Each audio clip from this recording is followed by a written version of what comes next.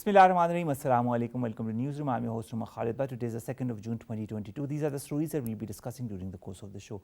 We'll begin, ladies and gentlemen, with the Prime Minister Shahbaz Shareef's visit to Turkey and the important developments that have occurred as far as that visit to Turkey is concerned. There has been a one-on-one between Shahbaz Shareef Sahab and Turkish President Recep Tayyip Erdogan, who have renewed their pledge to upgrade the excellent bilateral ties to new heights and, of course, to bring new vigor to the two-way cooperation between the two countries. They also said that they had a very productive meeting and agreed to further improve their relation as well. Our Prime Minister also addressed the Turkey-Pakistan Business Forum, had separate meetings with the leading Turkish businessmen.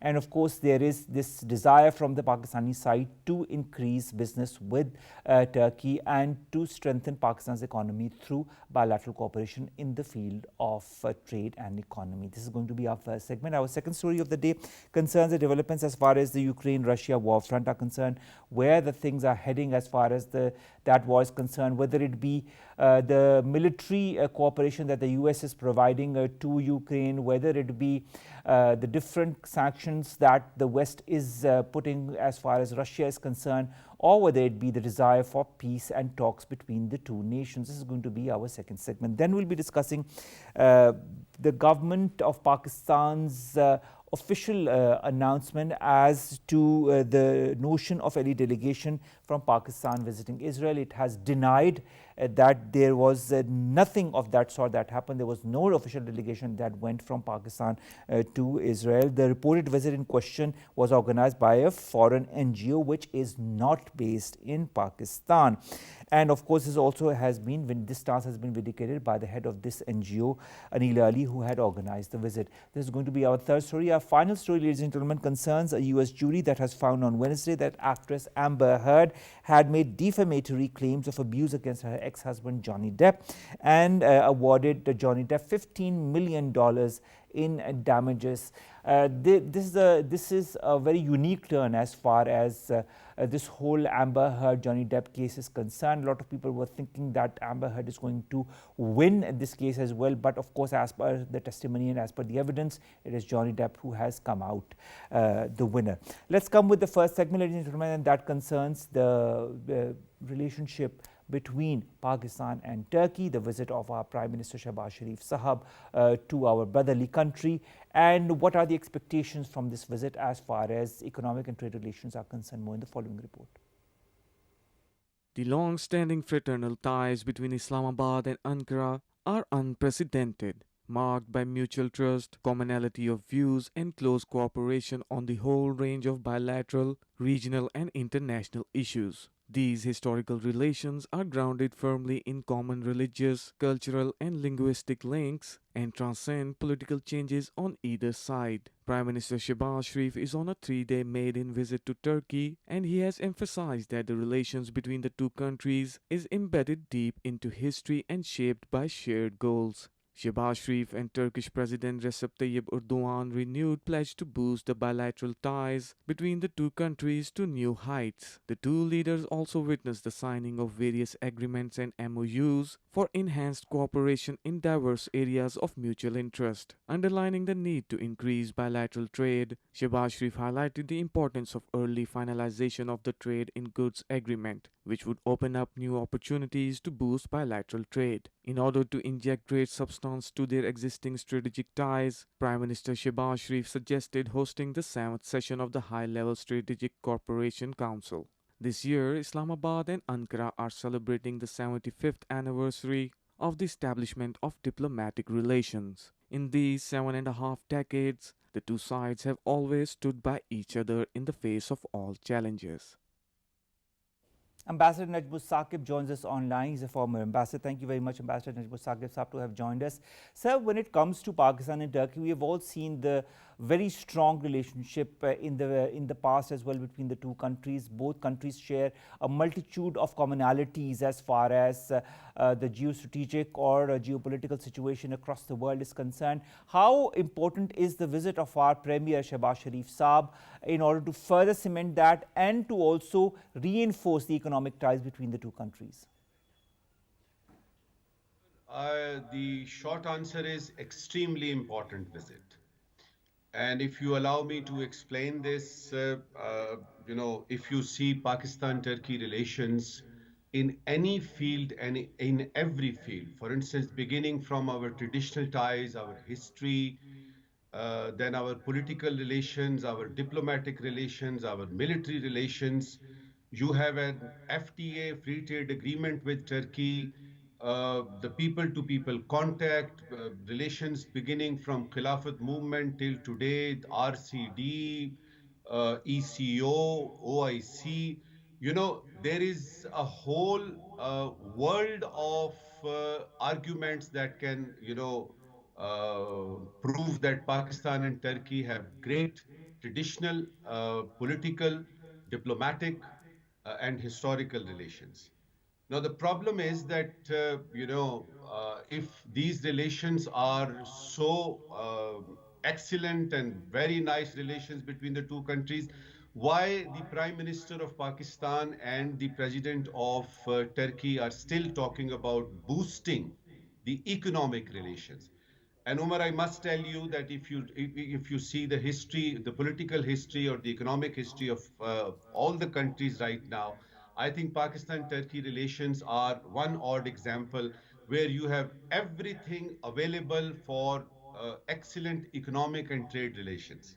So much so that Turkish companies like Bendar or Texar or Karke, all these multi-billion-dollar companies, they have had business in Pakistan. Now, what are the problems? The problems are, I think they need to be addressed, and I'm pretty sure that this 3-day visit to Turkey, Prime Minister Shehbaz Shareef must have availed the opportunity to allay the Turkish businessmen's fears about the reimbursement of their money from Pakistan if they invest.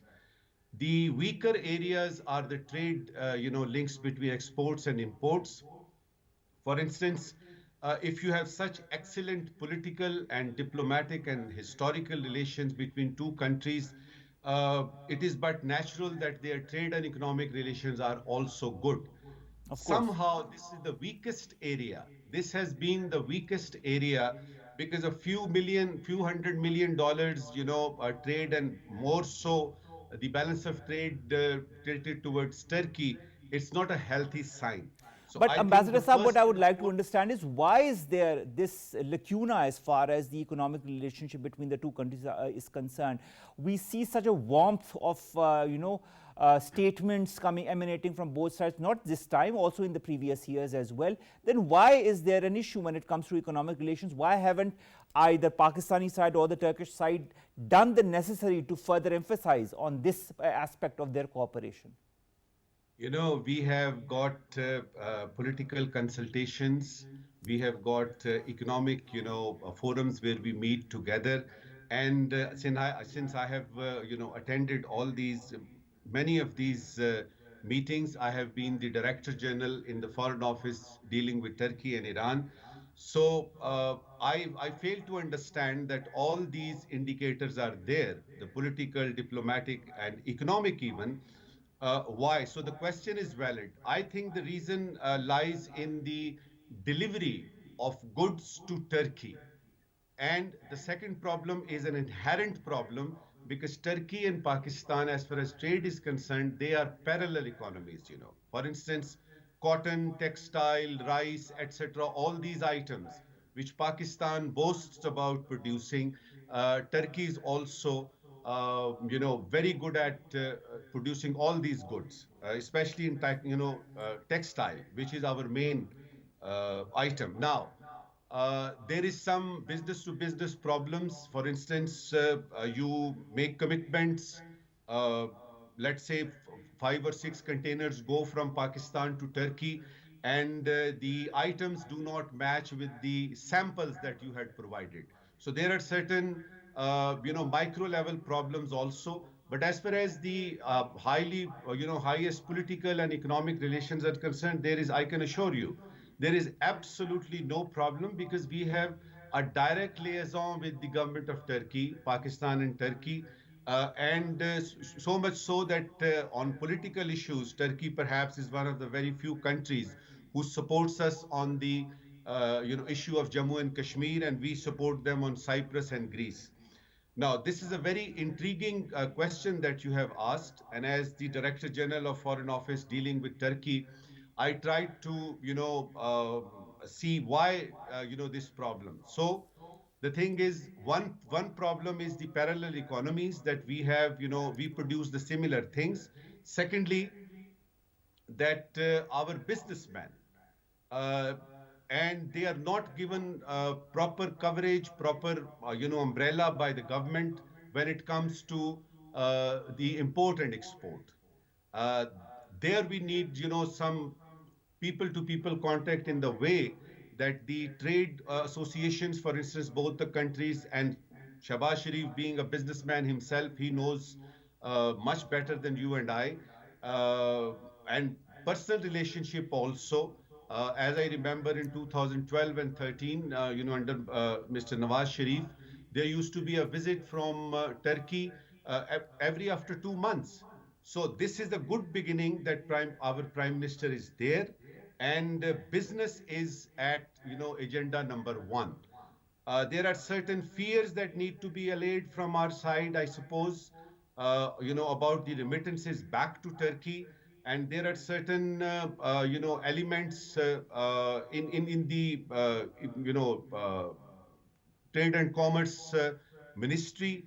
There are certain paperwork that needs to be done, but I'm pretty hopeful that this visit will pave the way to actually, translate the real potential of Pakistan's economic and trade relations with Turkey uh, in the years to come, but with a proviso. And that proviso is that saying that our trade, can be boosted, or economic relations can be boosted to the tune of, a few $1 billion. I think it is a little, Over ambitious? more of a political, more of a political statement, and the desire of our country. This is our desire. Now, to implement, to translate this desire into actual reality, our businessmen have to come up and assist the government in translating this dream into reality.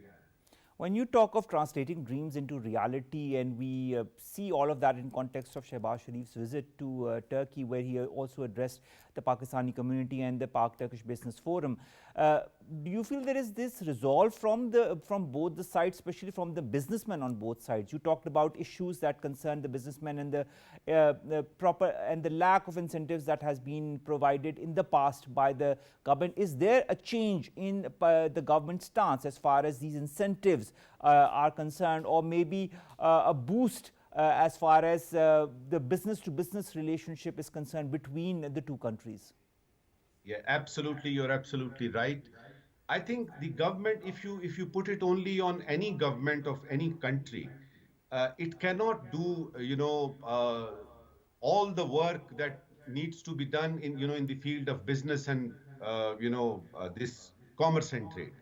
I think the business community of Pakistan, they have to shift their focus from Europe and America and Canada to this area, which has got great potential, especially Turkey, because the main thing is that if a Pakistani businessman goes to Turkey, he is treated as a brother. He is treated as a friend, even before he introduces himself. So the groundwork is there. You know, uh, I remember many times when I visited Turkey, the moment they come to know that this person or this delegation is from Pakistan, they put their hands on their heart and they say Pakistan, friend. Now, this kind of environment is an ideal situation in which our business community can take advantage of this. But the real issues, as I said, the government's work has limitations. Our business community has to come up. Our foreign office is there. Our Ministry of Commerce, TDAP, our, all these uh, government-related organs are there, but the business community has to slightly shift their focus because there is an untapped potential in Turkey. There is an untapped potential between the two countries, especially in the field of trade and economic, that needs to be, translated into reality. Or when you talk of translation into reality, we also need to look at the reality of the geostrategic environment that is plaguing this region as well, with the Ukraine and Russian conflict that is affecting countries across the world, including Pakistan, including Turkey as well. We've also understood that Recep Tayyip Erdogan is talking to both Zelensky and Putin. Do you feel that Turkey's role as far as some kind of a mediator, and also Pakistan's desire for peace between the two countries, could be a common element that both countries could move towards as well?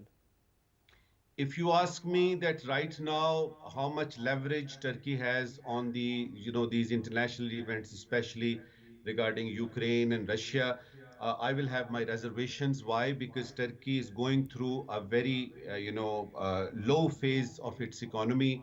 The Okay. lira is going down, and the relations between Turkey and Europe, Turkey and USA, and the West as such, they are not very, promising. But the good news is that Turkey has started a different path than it used to tread, let's say, a few years ago. And the president of Turkey's recent visits to the Middle East, which is the main area where they need to work, I think that we can attach hopes with Turkey's real status and position in the world arena. The uh, a couple of problems needs to be highlighted here, since it relates to your question.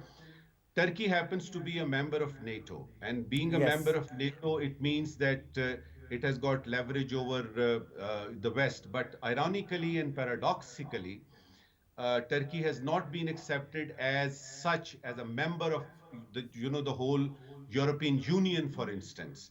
So just because Turkey is a Muslim country, there are certain reservations by the West, especially the United States of America, and this tug of war has been going on for years, for decades. If there is a problem relating to NATO, Turkish planes would be the first ones to fly. But when Turkey asks about its, real position and status vis-a-vis the Europe, there are certain reservations. But that doesn't concern Pakistan-Turkey relations. Of Now, course. the economy of Turkey, Turkish economy needs to go up. And that is the main concern of Recep Tayyip Erdogan right now and his government. Although he has the popular support from his people, but the economy is going down, and that is the main worry of Turkey. And by the way, when Pakistani Prime Minister meets with the Turkish Prime Minister, normally the people of Pakistan think that we will get some aid, we will get some, good news about that. This is the time that actually Turkey needs Pakistan's political and diplomatic support. And I am pretty sure that the delegation level talks, followed by one-on-one meeting between the two heads of, government, uh, there was some assurances which was given to the Turkish side that Pakistan and Turkey's relations are beyond these small little hitches and small little, hurdles. All right. Now, amongst the different statements that have emanated during this visit of Prime Minister Shehbaz Shareef Sahab to Turkey has been that of cooperation. We've talked a little bit about the economic front. We've also understood from what you've said as to the economic situation that Turkey is going through. Nevertheless, there is this resolve to also further relations in different fields that include tourism, that include education, that include logistics, aviation, and communication. Could that be a win-win situation for both countries if the cooperation in these fields are enhanced between the two countries? Look, Umar, if you're talking about two countries and bilateral relations between those two countries, what do you need to enhance your cooperation in the economic or trade field, or as you have mentioned so many sectors? Number one is that there is a political consensus between the two countries, their international, national, and regional issues. There is a unanimity or consensus that we believe, whatever you believe. Of course. I am surprised.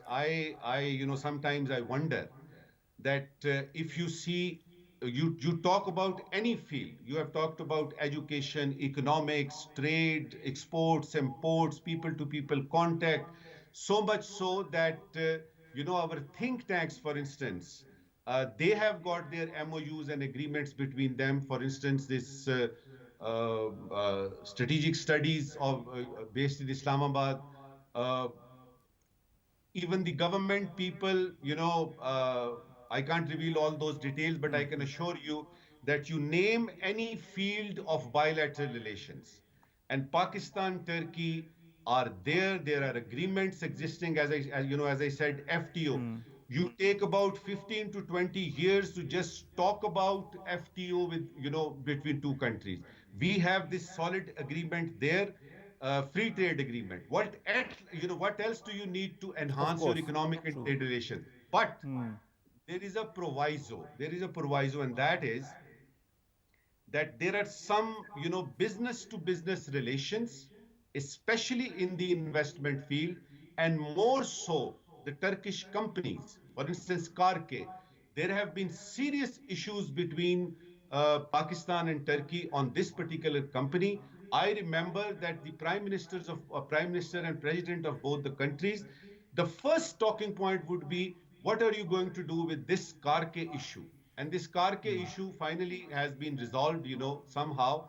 But the other investment ventures from Turkey, there are certain fears that need to be allayed, and that is why that happens to be the main concern of any prime minister of Pakistan. Because if you say that we need to boost our trade and we need our economic relations to flourish, you have to pay heed to your backlog. There are That certain is true. That that past that issues. that, that I totally understand, Ambassador Najam Saqib Saab, and I really hope that despite whatever issues both the countries are confronted with, that they can find some solutions to move together as one on geostrategic, geopolitical issues, and of course business as well. And different the avenues of cooperation can be further enhanced due to this visit. That is And why, that is why, let's Umar, hope for the best, Najam Saqib Saab. Let's hope for the best. Let's hope for a better future for both that is countries, why, including that Turkey. is why, Umar, I said that the meeting of two leaders, it is very important, and this has been a very, very important visit from Pakistan and both Turkey's point of view. And I am hopeful that the fears will be allayed, and the real sector, which is the economic and trade sector, Shahbaz Shareef being a businessman Businessman himself, himself, knows yes. how to deal with this. So I'm All right, hopeful. yes, so let's remain hopeful, let's remain optimistic. And on that note, thank you very much, Najam Saqib Saab, to have joined us, to have talked to us about PAK-TURKEY relations in the whole context of the visit of Shahbaz Shareef Saab to the brotherly country of Turkey. Our second segment, ladies and gentlemen, concerns the developments as far as Ukraine-Russia conflict are concerned. More than 80 days have passed as far as this conflict has begun. A lot of developments, but not much on the peace or negotiation front is concerned. More in the following report. The world is grappling with the war in Ukraine as protracted conflict has boosted inflation, spiking food and oil prices. Underlining bleak dynamics of global food security, Ukrainian Grain Traders Union stated that Ukraine's 2022 wheat harvest is likely to drop to 19.2 million tons from a record 33 million tons in 2021. Russia's foreign ministry emphasized that the European Union decision to phase out Russian oil, at least partially, would likely lead to a destabilization of the global energy market. Russian Foreign Minister Sergei Lavrov said that Gulf Arab states would not participate in sanctions against Russia and Belarus after a meeting with members of the Cooperation Council for the Arab states of the Gulf. US have announced a new $700 million aid package for Kiev that includes high-mobility artillery rocket systems. Russia condemned the US decision to supply advanced rocket system and munitions to Ukraine, warning of an increased risk of direct confrontation with Washington. The Institute for Study of War claimed that Ukraine has successfully pushed Russian forces away from Kharkiv, though Russian units are continuing to shell some parts of the city. At a joint news conference in Washington, U.S. Secretary of State Antony Blinken and NATO Secretary General Jens Stoltenberg said that the war in Ukraine is likely to end at the negotiating table, but Ukrainians must be able to defend themselves to strengthen their position at peace talks. Dr. Farah Naz, who's a foreign affairs expert, joins us online. Dr. Naz, thank you very much to have joined us. Dr. Naz, my first question being the last few seconds of the report that we've just seen. On the one hand, we see Jens Stoltenberg and Joe Biden and, of course, the US side talking about the only solution to this conflict being negotiation. On the other hand, we have the US and other countries weaponizing Ukraine and the adjoining countries. So which angle should we believe as far as the Western point of view is concerned? Omar, for having me.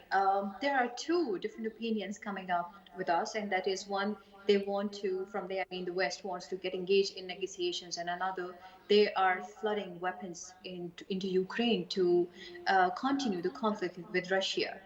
So, in all of this, I think right from the beginning of this 98 days of war so far, the West has never been interested in having negotiations and resolving the issue. All what they want to do is to escalate the issue, trigger it on, and drag it on. So with the pumping of the weapons, I think they are already achieving their goal of dragging the issue further. So we have to stick to the to whatever the scenario is coming up, that they are not going to end the conflict altogether.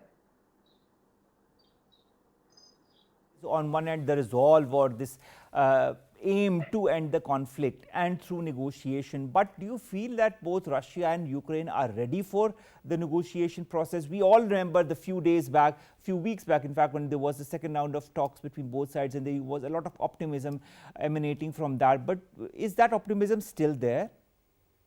I would say both parties would love to have negotiations, because conflict is not a solution to the problem.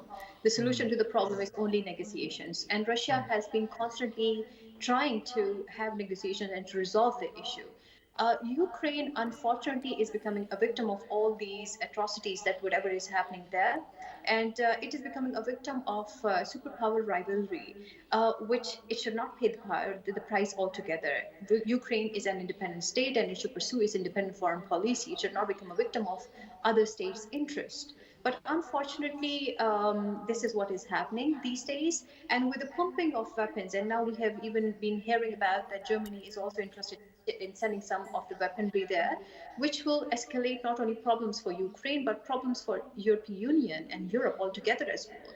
So what are we going to, to lead from this conflict and all, is that whether we want to destabilize the entire Europe, what objectives we want to achieve. It is for, doing something amazing for the Europe or not. I don't see any benefits coming out of the entire Ukrainian crisis, other than that they will be facing food crisis, they will be facing oil crisis, energy crisis, and all of that. Even for the Western countries to shift their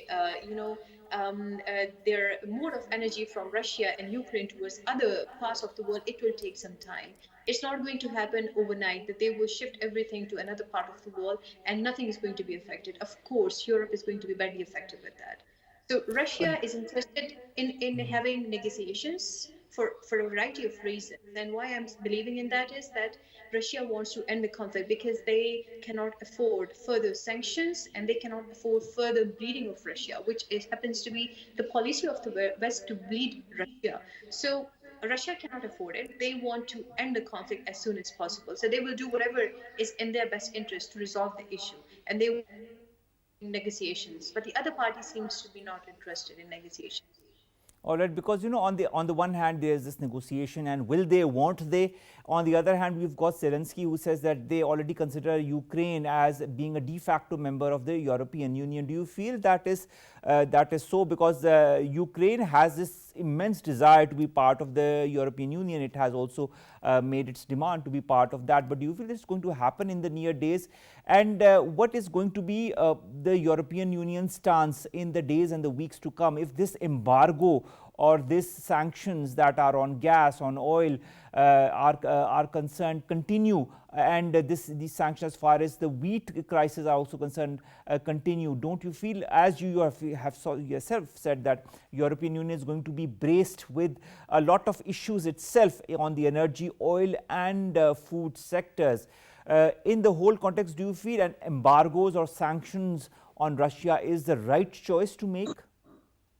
I think when it comes to conflict, I think sanctions is one of the biggest tools that the West has been imposing upon the opposite party. So for now, I think whatever the West is doing is they're trying to achieve their objectives and their interest from that. But in the long run, can the world sustain these sanctions on Russia, which happens to be the breadbasket, Ukraine as well? So it's not only Europe who's going to be affected with the wheat crisis and oil prices and all of that. The entire world is going to be affected with that. The West has to understand the fact that are they ready to provide alternate sources and alternate means to the world to overcome the problems that they are raising with the issue of, the wheat shortage that is going to be faced in the world. And we can see even the prices of the wheat is rising up, and the prices of the oil is clearly obvious there. So can we afford this war any further? I think no, we cannot afford it as a world, and the world has to come together. It's not a matter of concern limited only to Europe alone and Ukraine and Russia alone. It is beyond that, and I think it's going to engulf the entire world. We have to stop it here.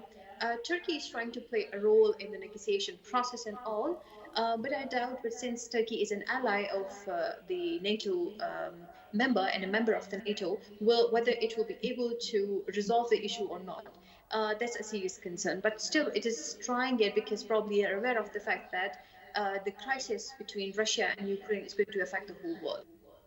Let's talk of the human angle that emanates from this crisis as well. I'd like to quote the Ukraine's prosecutor general, who says 261 children have been killed, 460 injured since the start of the war. Dr. Farah will continue our conversation, but it's time for a short break. Stay tuned.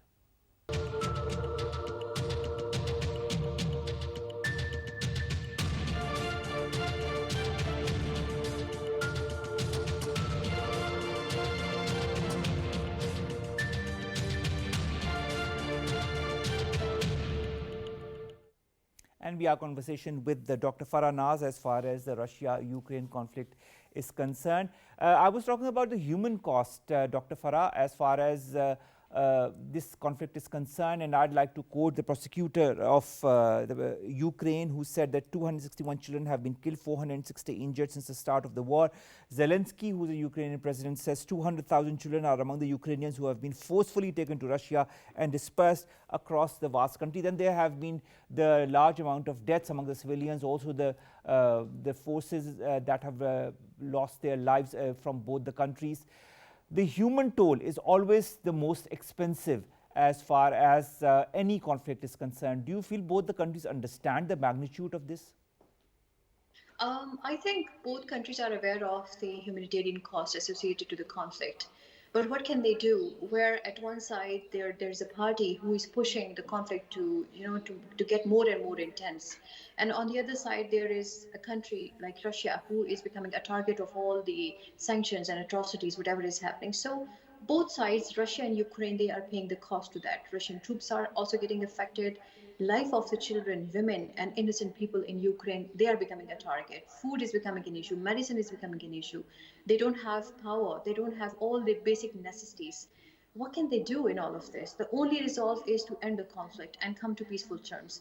Whatever agreement, it was though not a written agreement, but there was a general understanding between the parties involved that they will not reach or get closer to the Russian border. I think they have to go back to the original design, which was already in place there between the countries involved to resolve the issue.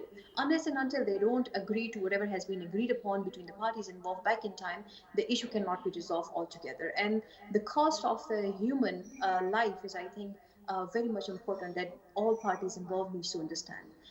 In terms of Russia, they cannot step back, because if they step back, it will become a serious security concern for them. The stationing of the NATO troops, which was one of the preconceived understanding between the parties, that they will not let the NATO get closer to the Russian border. Russia will never accept NATO troops stationing at its border. Now, Ukraine, what Ukraine can do, I think it's in the best interest of Ukraine to securitize its own country. And I think even if they are still, like we can see, they are still not yet the member of a NATO group, but still they are enjoying all the perks and privileges. The way the weapons are coming on their way, the way the support is coming on their way, the way their refugees are getting adjusted in European countries, they are enjoying all the perks and privileges. The only becoming a member of NATO only brings, pain and torture to its people. It's not going to bring any benefits to them, because they are already enjoying all the facilities that are there. Of course, through becoming a member, there will be certain things that will add on to the facilities that they are already enjoying. But when the West is on their side, they don't need to worry about anything, because the West is already there to help and support Ukrainians in whatever way. But my heart bleeds with the normal citizen of Ukraine who are paying the price of this never-ending phenomena, where they are not, even involved directly into the nitty-gritty of the situation, but they are still facing the consequences. So what is wrong with them, and why the government is, making these innocent people a victim of these atrocities? It's really painful to understand. I mean, there are so many aspects to it that are extremely painful to understand, and we all can only hope for some kind of a negotiation process that moves forward between the two countries, that is backed by other countries that want this peace process to go along, like Turkey, like Pakistan, for example.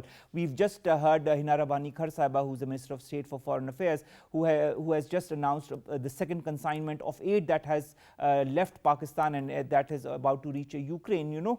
Pakistan wants a peaceful solution to this issue. There are other countries that want peace as well.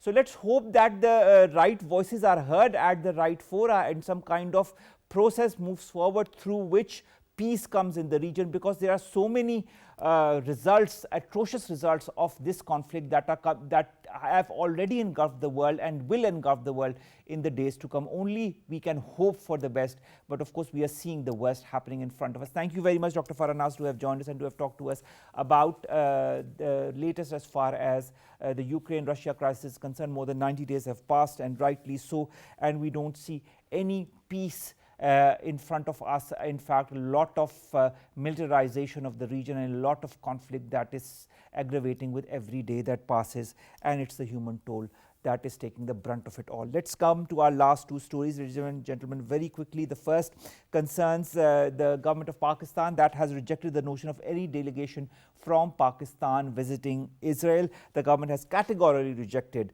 this, and through the Foreign Office has said that the reported visit in question had been organized by a foreign and non-governmental organization which is not based in Pakistan, a stance that has also been vindicated by the head of that NGO, Anila Ali, who organized the visit. She also said the visit was purely an initiative of Pakistani American women, and it has nothing to do with Pakistan. She also said that it was very sad that politicians in Pakistan were using this visit for their political objectives. This was, of course, the statement that has come from the Foreign Office as per the various allegations that certain political parties are levelling on the government as far as this visit of Pakistanis or American Pakistanis to Israel is concerned. And finally, let's come to one case that has been taking headlines all across the world, and that is that of Amber Heard and Johnny Depp. Both are actors in their own rights, and this case has been going on for far too long. A lot of personal details have been revealed, details that maybe could have been avoided, but of course the public wants to lap it up because it concerns two celebrities. Nevertheless, the US jury has found that actress Amber Heard had made defamatory claims of abuse against her ex-husband Johnny Depp and has awarded him $15 million in damages. A 2018 article penned by Amber Heard on sexual violence that she had suffered by defamatory was defamatory to Johnny Depp as per this result that has been announced, and was written with malicious intent, making her guilty of libel. The jury also found that Heard was defamed by statements made by Depp's lawyer, who told the Daily Mail that her abuse claims were a hoax, and awarded her $2 million in damages as well. So, of course, a bitter end to a bitter feud between two parties, something that maybe would have handled in a more private capacity. Nevertheless, of course, two celebrities, so the world wants to know what is going on with that. Nevertheless, Johnny Depp wins the case, and so the case rests. With that, ladies and gentlemen, we come to an end of today's newsroom. We'll see you inshallah tomorrow with news story segments and important events that pertain to us, Pakistan and the world in general. Till then, stay tuned, stay safe. Allah Hafiz.